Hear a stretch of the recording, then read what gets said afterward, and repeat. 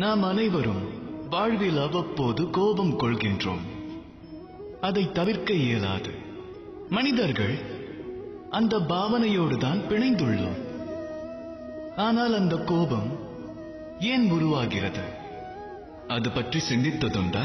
எப்போது நாம் கோபம் கொள்கின்றோம்? நமது இச்சைக்கேற்ற ஒன்று நடக்காத போது, ஒருவர் நம் வார்த்தையினை கேட்காத போது, வாழ்வினில் தோல்விகளை சந்திக்கும் போது.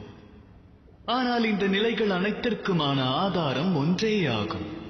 எவ்வகையிலாவது ஏதாவது ஒரு நிலையில் நாம் பலமிழந்து இருப்போம். ஒருவர் பலமிழக்கும் போது அங்கே கோபம் மூழ்கிறது. அதன் பின் அக்கோபம் நம்மை மேலும் பலகீனமாக்குகின்றது. அந்த கோபத்தினை நாம் கட்டுப்படுத்தாவிடினில் குழப்பம் உருவாக துவங்கும்.